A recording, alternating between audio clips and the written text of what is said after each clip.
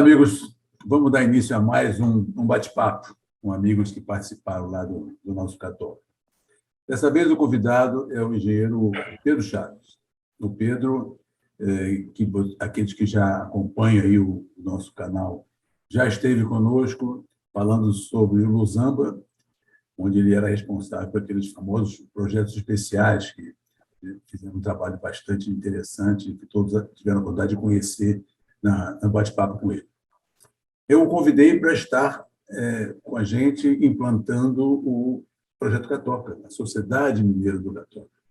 E o Pedro tinha um programa, talvez um dos programas maiores do projeto, que era implantar a parte civil, né, do projeto. Um mega projeto com muitos desafios, mas eu não vou falar sobre ele, eu prefiro que o Pedro fale sobre todas as conquistas, as dificuldades que teve, porque ele está muito mais qualificado para fazê-lo do que eu. Então, o Pedro Chaves, eu vou colocá-lo aqui na tela para conversar com a gente, e ele vai inicialmente falar um pouco qual era o programa em si, na sua abrangência total, e depois a gente inicia o nosso bate-papo. Ok? Então, vamos lá. Pedro, seja bem-vindo, Pedro. Está com você. Ok. Obrigado, Elaine. É um prazer estar de volta. Boa tarde para todos, da tarde, noite, dependendo de onde vocês estejam aí, o horário que estejam vivenciando. Bom, o meu negócio era, como o Naim falou, o programa de infraestrutura, que incluía toda a construção civil, terraplenagem também. Estava liderado por Júlio Morosini, que é conhecido também, né? Eu tinha toda a parte elétrica, de montagem da planta, de beneficiamento, e adutoras, e todo afim, que estava com o engenheiro Lúcio Dibi.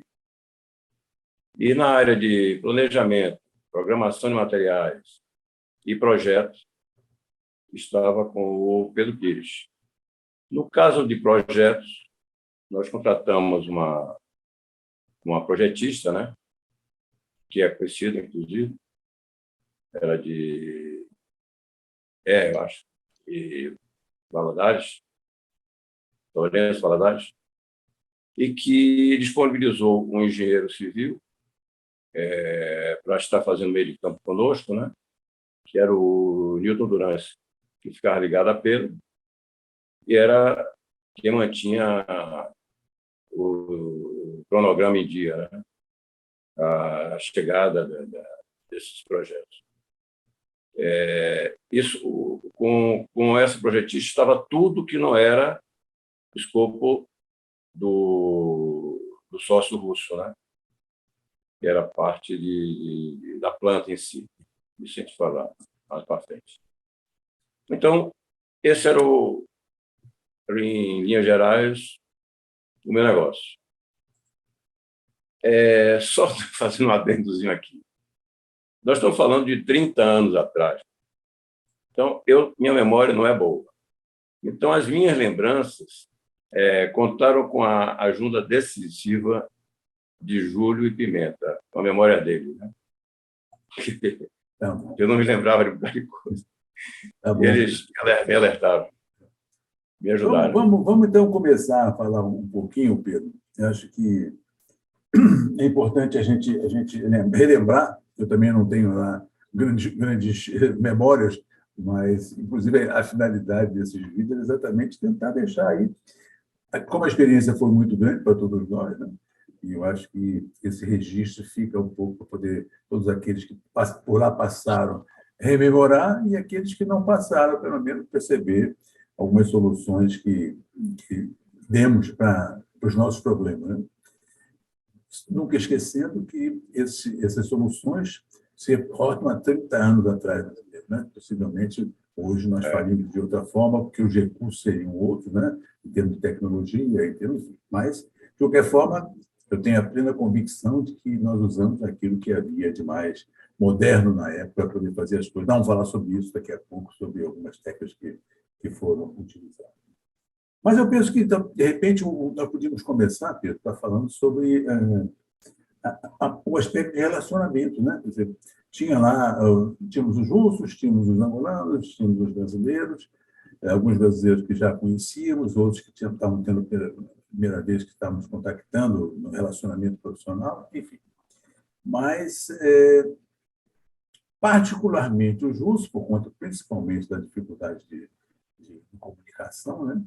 Você tinha uma necessidade, você não, todos nós, mas especificamente nas atividades suas, existia uma necessidade grande de interação pelo novo que era, não do ponto de vista de engenharia de construção, mas pela forma de fazer, a forma do projeto, o desconhecimento do que era, o que era exatamente a fábrica em si, a necessidade de conhecer um pouco isso, né? Não era uma obra que nós estávamos fazendo, que não sabíamos, nunca tínhamos feito algo com aquela finalidade. Me lembro até que você teve que ir à Rússia também para conhecer. Fala um pouco sobre essa fase inicial sua de adequação a essa nova realidade. Bom, respondendo a sua pergunta aí, eu queria só contextualizar um pouco. Durante a participação nossa do projeto do Zamba, o país estava no período de relativa paz, por conta das eleições, estava com a presença da ONU, estava com desarmamento, e nós saímos por conta do início da guerra, né? Quem foi em Lusanda sabe do problema que foi. Jacatoca foi diferente. Nós passamos, basicamente, todo o tempo que nós ficamos lá em plena guerra, né? Então, o clima era totalmente diferente, né? E o estresse, a proximidade da guerra estava ao nosso lado, né?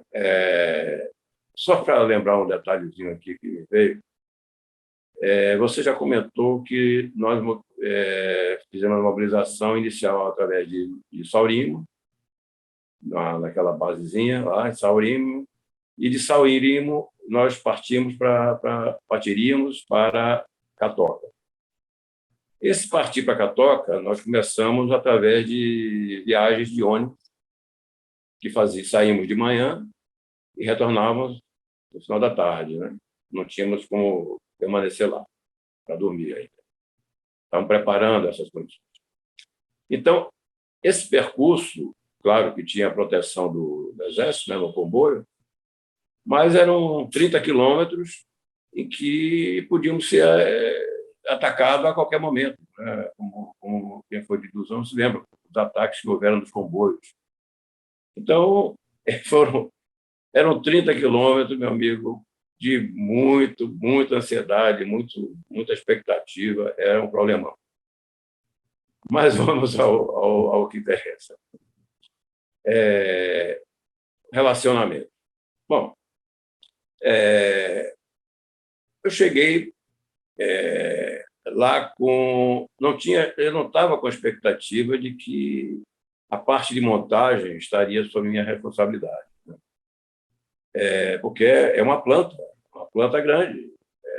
Então, geralmente, tem toda uma estruturação, uma empresa conhecida para você fazer. Mas para você estar literalmente tocando e sendo de projeto do russo, quem detinha toda a qualificação, o know-how desse tipo de exploração, de Kiberlito, no caso, era o russo. As especificações eram dos russos. Então, foi um grande desafio, né? Eu não esperava e recebi esse programa, que não estava inicialmente. Isso foi resolvido durante quando estavam montando o PA, né? E quando chegou nesse tema, ficou se ficaria comigo ou se ficaria com o pessoal da área de equipamento, que era russo, né? E que terminamos contratando uma empresa russa para fazer essa montagem. Então, a relação seria mais prática, né? Porque o gerenciamento era do russo. Mas ficou comigo. Tudo bem. Então, contratamos uma empresa, fizemos uma avaliação, inclusive a nossa tenente estava no meio também, para tentar ver se... Mas viabilizamos com uma empresa russa. Bom, como todo o projeto, todo o know-how do trabalho de exploração em Berlim, todo o projeto, todas as especificações, tudo isso estava à mão dos russos, né? Então, por conta disso, eu fui, pelo menos, tentar conhecer, eu tinha que conhecer, pelo menos, o que é que eu ia fazer, né? O que era uma planta dessa. Fui lá para a Sibéria, né? Com o Pavel, foi junto, para conhecermos, para me mostrarmos para a gente o que era uma planta dessa. Era uma monstruosidade. Só o equipamento de lavagem inicial, que é tipo como se fosse uma betoneira, era horizontal, né? Mas nós andávamos dentro em pé, cabia 2 de nós de altura, ele é uns 4 metros de diâmetro, esse negócio. No nosso caso, tinha esse equipamento, mas com uma dimensão um pouco menor. Era tudo muito grande, tudo muito grande. E para montar e fazer esses trabalhos todos dessa planta em catoca, em guerra, né? Que não tinha como levar nada por estrada, tinha que ser realmente de avião, né? Então, era um problemático, era um desafio, inclusive principalmente para veterinário, né, que tinha que levar esse negócio todo de Você falou em Pavel. O Pavel, quem era Pavel nessa história? Conta para as pessoas que não conhecem a estrutura, quem era essa figura do Pavel? Bom, Pavel era quem detinha literalmente o conhecimento, né? Era ele que detinha o projeto, ele era um dos projetistas, né?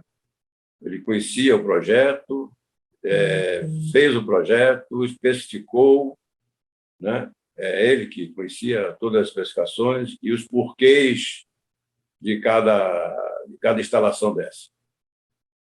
E ele era uma pessoa que, como detinha todo o conhecimento, né?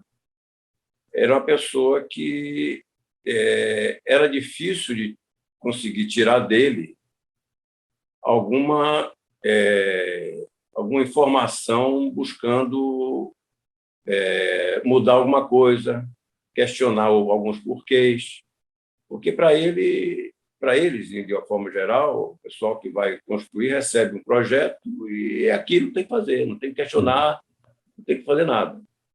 Mas nós, o que eu não conhecia, eu não tinha como questionar, mas o que eu poderia ter algum bom senso, eu questionava.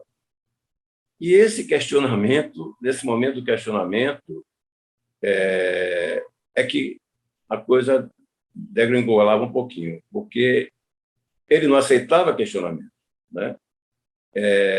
E ele tinha que me convencer, porque determinada coisa tinha que ser de determinado jeito, e não porque eu não podia mudar, porque não poderia ser de outra forma. Que ele me justificasse porque tinha que ser dessa e não da outra que eu estava propondo, que seria mais fácil, melhor, mais barata, mais leve.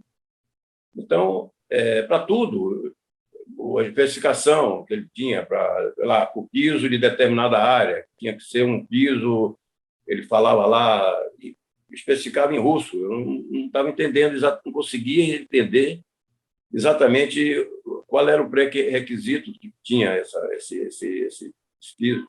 Eu tentava conversar com ele para questionando o que esse tipo de piso tinha que existir. E por aí vai. Então, Pedro, toda vez que eu deixa eu só questionava... interromper você um pouquinho, Pedro, que eu não posso perder essa oportunidade de falar isso aqui, porque eu estava ouvindo você falar e acho mesmo que houve uma troca, né? Uma troca de conhecimentos, nós aprendemos com eles certamente aprenderam com a gente. E uma das Claro. coisas que eu acho que, de alguma maneira, nós deixamos para eles como uma contribuição, vamos chamar assim, é a possibilidade de fazer do planejamento uma coisa flexível e não uma coisa engessada, como eles vinham com essa filosofia, na verdade. Exatamente. Era uma coisa impressionante. O que estava planejado lá na Sibéria, que alguém fez na fábrica, que já tinham feito várias, evidentemente, aquilo era regra, era lei, não podia mudar. O Fernando Calheiro até falou sobre isso no outro vídeo que nós gravamos, e era um fato. E eu acho que isso, com certeza, eles perceberam. Tanto é que eu tenho certeza que você vai falar sobre isso daqui a pouco, sobre uma mudança radical que você conseguiu junto aos outros, que foi talvez o primeiro momento de flexibilização, de ir contra, se podemos falar a palavra contra aquilo que ficou pré-estabelecido no projeto executivo da FAP. Né? Então, acho que esse foi um aprendizado muito importante. Apesar de você ter perdido alguns cabelos e o Pablo ter ficado com alguns outros cabelos brancos, que a briga era Eu já constante. tinha pouco. Mas, de qualquer maneira, eu acho que isso foi uma coisa bem interessante, uma troca de experiências muito interessante, tanto para nós, para ele, como ele para nós. Continua lá, desculpa interromper. Eu acho que você está se referindo a essa fotografia que está atrás de você aí. Exatamente. Pois é. A Terra Armada aí. Uhum. O que acontece? Nós fizemos o nosso planejamento em cima de um volume geral no tempo. Né? Então, nos estruturamos dessa forma. Não precisaríamos de uma central de concreto, porque os volumes mensais podiam ser resolvidos sem nada disso, porque, como era uma empresa, nós éramos uma empresa. Nós teríamos, não era como a Odebrecht, você podia trazer um equipamento alugado dele, tal, Odebrecht e tal. Não. E nós estávamos lá no interior, e tudo de avião. Então, o problema é que, quando eu recebi, eu não tinha expectativa de grande volume em pouco tempo, né? Partindo dessa premissa. Chegou o projeto do muro de arrimo, dos muros de arrimo. Nós tivemos que fazer 2 muros de arrimo de 11 metros de altura cada um, para criar platô. Né? O primeiro muro ele ia do nível da base da planta até um patamar intermediário, onde tinha o sistema de lavagem de material, embaixo estavam as peneiras, e em cima, nesse outro muro, é onde chegavam os caminhões fora de estrada para descarregar o material para dentro para esses lavadores, né? Os lavadores, através de um tremões. Então, o projeto desses 2 muros estava pressupondo a utilização de 2.000 metros cúbicos de concreto, e no prazo curto. Então, nós não tínhamos estrutura nem condições de fazer isso. Necessitariam da central, de betoneira, caminhão betoneira, e nós não tínhamos, e não teria continuidade. Né? Seria um trabalho específico só para isso. Então, eu tinha que esticar ou eu esticava esse cronograma, né? Ou tinha que mudar de solução. E daí que surgiu a ideia de fazer terra armada, porque você, quando troca de um muro de muros, que eram de 2.000 metros cúbicos, para terra armada, eu reduzia praticamente a 1/5, 1/6 esse volume de concreto. Né? Então, quando caiu essa ideia, eu digo, rapaz, resolvi o problema do projeto. E passamos a solução para Pavel, né? Pavel, a solução do projeto, do meu problema aqui, é fazer de terra armada. Ele não conhecia terra armada, né? Não conhecia e ficou apavorado logo, porque eu disse que eu ia trocar esse muro que tinha lá no projeto dele, não me lembro, em 60 centímetros, porque é tudo muito pesado a coisa dele. Eram uns 60 centímetros de espessura essa parede, mais ou menos. Eu ia trocar para 14, né? É exatamente a lamela, né? As lâminas que ficam na frente, que são os pré-moldados. Então, ele ficou apavorado e disse que não podia, não sei o quê. Eu insisti, tanto que resolvemos levar essa situação para o instituto, né, que era o grupo lá na Rússia que fazia os projetos. Então, era um monte de engenheiros, né? E todos de nível sênior. Então, eu chamei o representante da Terra Armada do Brasil e fomos juntos com o Pavel e um tradutor, fomos para a Rússia. Cheguei lá, fui apresentar essa proposta para uma plateia que, sei lá, uns 15 engenheiros desses. Tudo mais ou menos na faixa etária que eu tenho hoje. Então, e muito conhecimento. Então, eles também acharam estranhíssimo, não, foi uma loucura para conseguir convencer. Foi várias idas e vindas, ou seja, depois de tenebroso inverno, conseguimos convencê-los.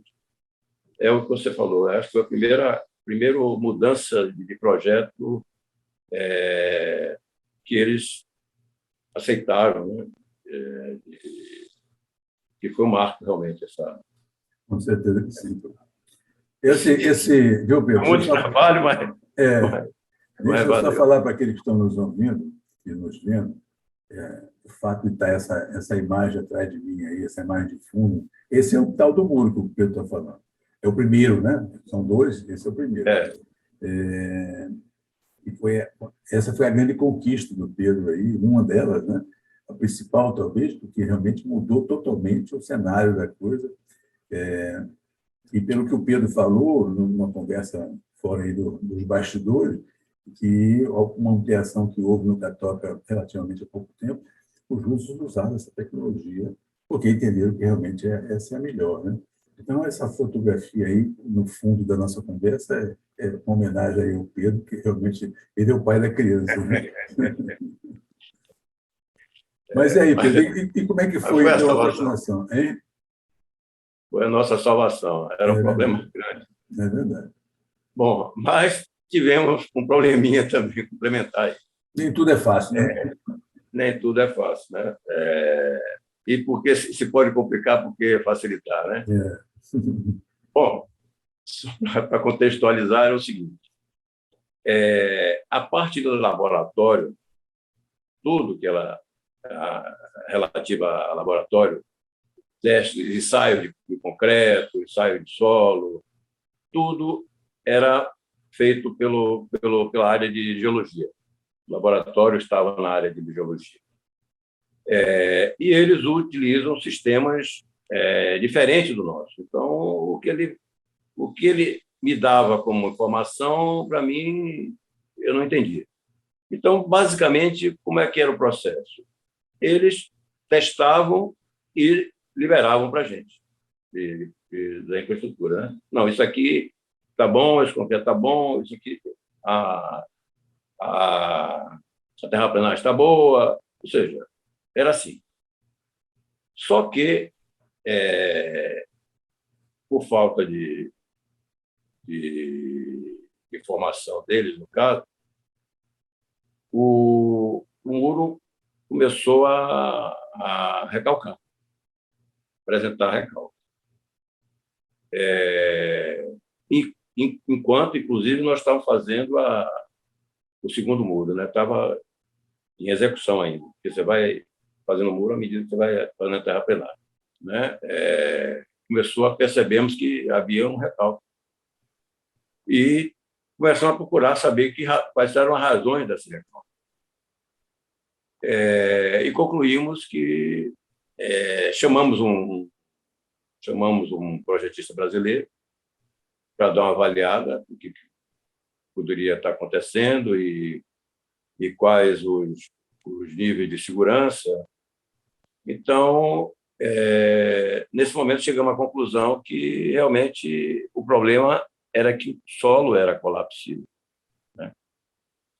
E eles, quer dizer, todo o projeto dele, do projeto da planta, tudo que eles projetaram, consideraram fundação direta. Então, fundação direta com solo colapsível é um problema, né? Quer dizer, a fundação tem suporte, só que não pode vir água, entendeu? Com certeza, quando eles testaram, tinha resistência para eles montarem as fundações diretas, escolherem como fundação direta, né? Mas, quando bota água, quando esse solo, mesmo com capacidade de resistência, quando você faz o teste, se vê água, ele recalca. Então, era esse o problema, estava recalcando. E o que podíamos fazer? Começamos a acompanhar, né, esse recalque, avaliar, até que ele estabilizasse. E, felizmente, nós tínhamos o muro era terra armada, porque a terra armada ela se adequa, né? Então, estabilizou sem problema. Ficou lá, inclusive, visualmente, ficou tranquilo. Mas isso, quer dizer, isso nos forçou a até mexer no projeto deles também. Porque muitas áreas que não estavam previstas ter revestimento, nós tivemos que fazer. Exatamente, porque tinha um revestimento e teria a ação da acesso à água, né? Chuva, o que seja. Então, nós tivemos que fazer proteção em todas essas áreas onde tinha uma fundação direta próxima, né? Para que evitar que, literalmente, a água chegasse nela. Então, quer dizer, tivemos que mudar, literalmente, mais uma vez, né, o projeto, por conta desse problema que, até por conta... Agora, por outro lado, isso gerou uma oportunidade, né? Como dizia meu amigo Alexandre Rocha, nosso amigo, transformar problema em uma oportunidade, né? Então, com o advento desse problema do recalque, abriu margem para conseguir duas coisas. Uma, eu trazer um laboratorista brasileiro e eu coloquei, isso negociado com eles, trabalharia junto com eles no laboratório lá da geologia. Então, eu tinha acesso, literalmente, dos resultados, da forma que nós sabíamos interpretar. Tivemos que comprar alguns equipamentos que eles não tinham para fazer da nossa forma. E, em paralelo, se via também para um aprendizado mútuo, né? E aumentar o nível de relacionamento, melhorar a relação através dessa pessoa próxima deles. Então, eu acho que foi teve duas vantagens, né? Esse problema nos causou duas vantagens, né? Foi essa presença do laboratório de solar. Eu lembro que você também teve uma solução semelhante a essa, de trazer algum brasileiro, na área de equipamentos, não foi isso?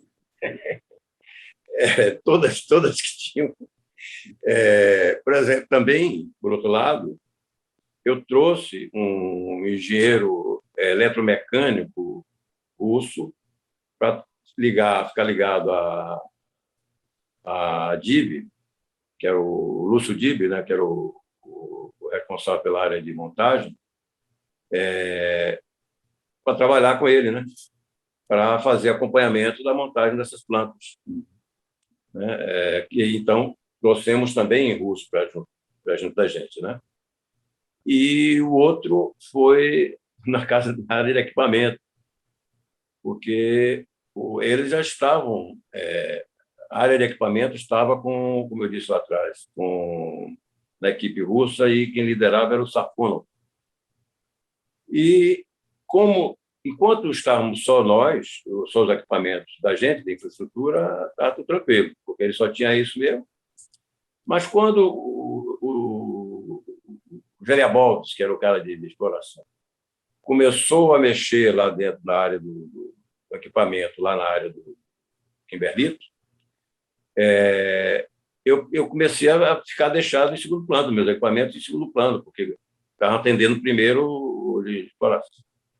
Então, eu vi a necessidade de botar alguém lá dentro também. Né? Então, eu convenci que precisávamos de um engenheiro mecânico lá dentro, com eles, para facilitar. O Safono falava inglês, o Otávio Carneiro foi o engenheiro que foi para lá, falava um inglês também, então eles conseguiam uma relação muito mais próxima. E facilitava a vida para mim, né? Porque eu apertava Otávio, e Otávio se virava lá, com o pessoal de lá, para poder botar o nosso negócio na frente.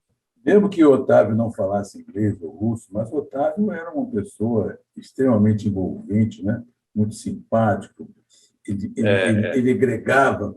Então, era muito fácil gostar do Otávio. Né?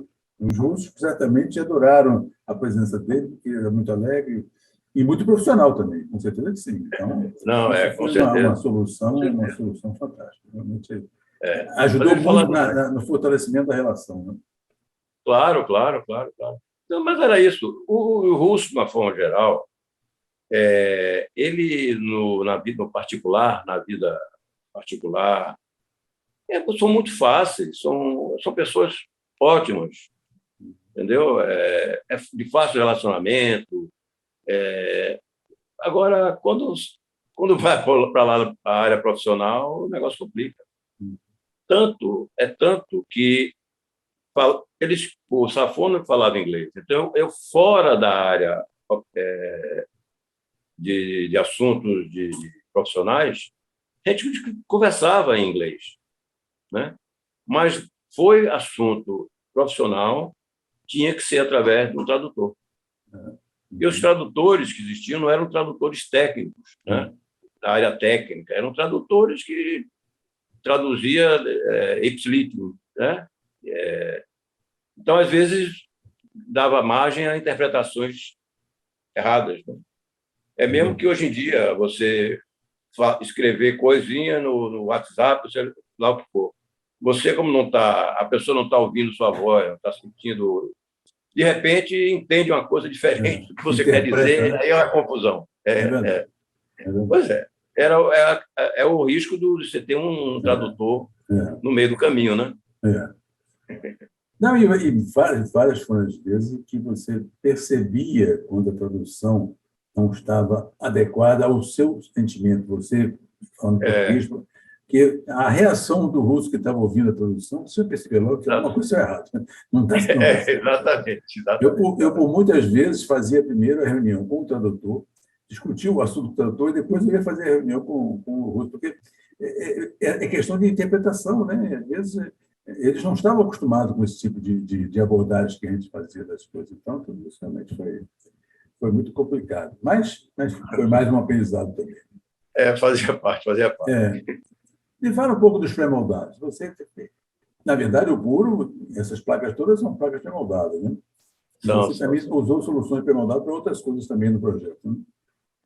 Usamos muito para os blocos, né? De bloco de fundação. Usamos muito pré-moldado. Pimenta tinha lá uma central de pré-moldado, onde ele fazia tinha um nomezinho específico essas laminazinhas do muro, lamelas do muro. Tinha essas lamelas, muito bloco de fundação.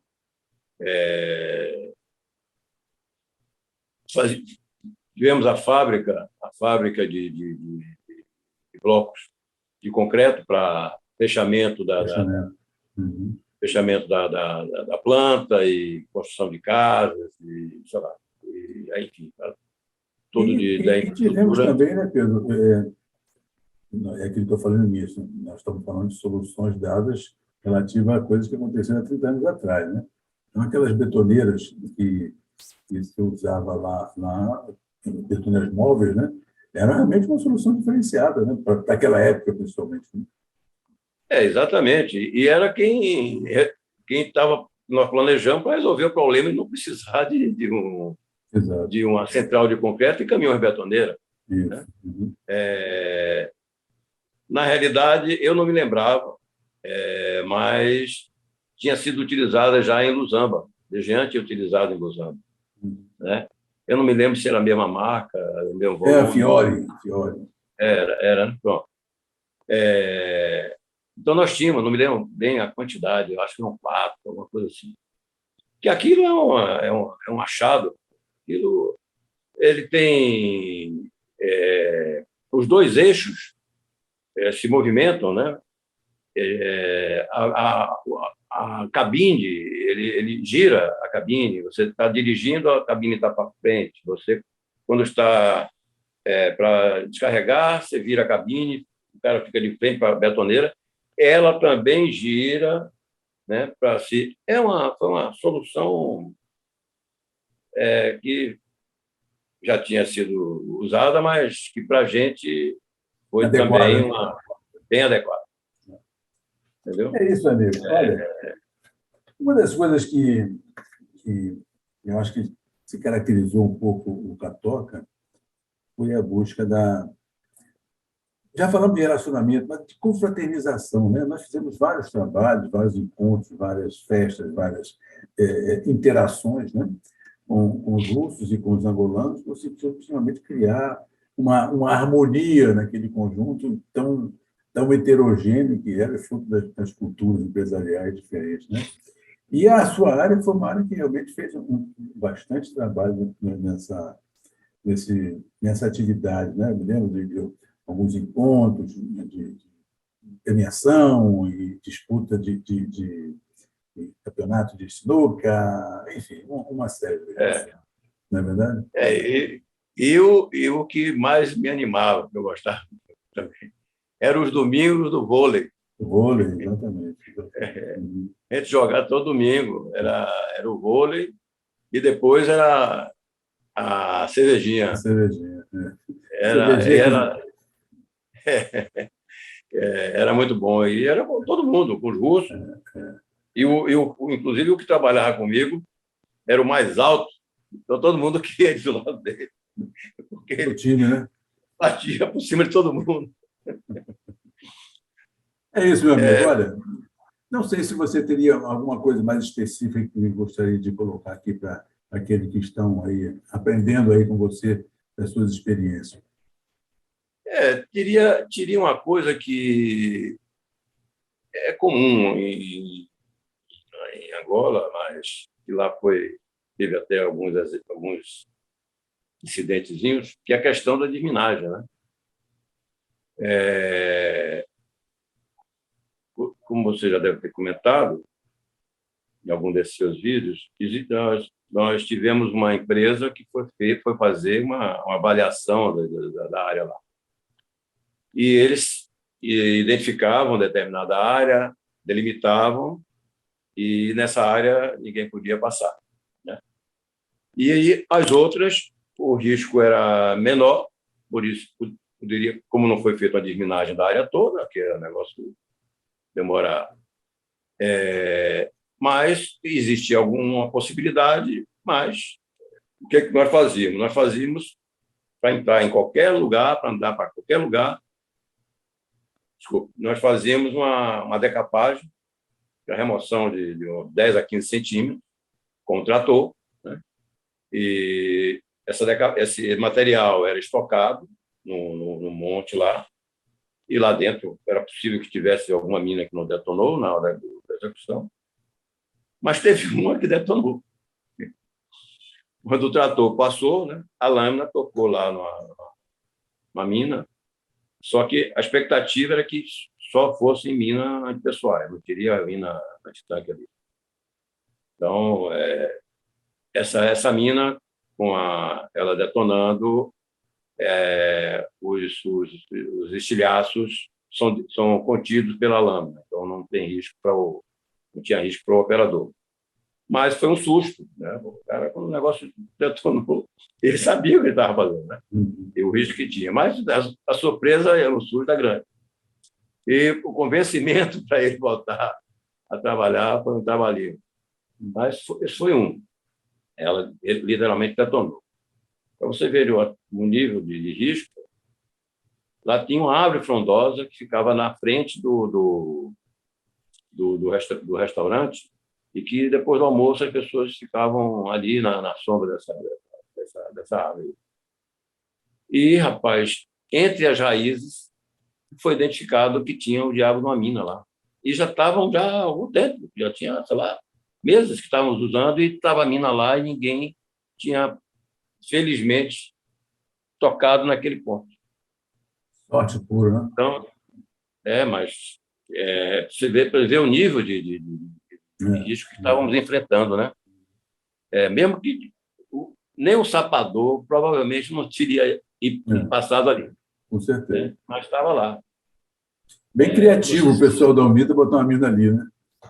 Ou criativo ou esquecido, né? Pode ser que eles estivessem sentados ali e, de repente, a mina caiu e cobriu, sei lá. Mas fazia parte, estava lá.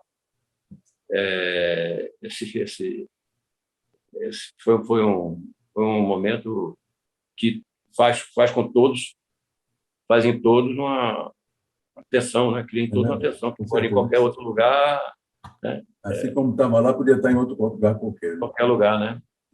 Mas é isso, fazia parte do risco. Ô, Pedro, eu queria primeiro agradecer a você pela sua disponibilidade de gravar essas experiências, que tenho certeza que vão ser muito úteis para aqueles que eventualmente estão começando agora, né? Estão vencendo alguns desafios. Né? E agradeço o seu tempo, né? Foi muito bom. Então, vamos agora preparar para poder lançar esse seu pronunciamento dentro em breve no nosso canal.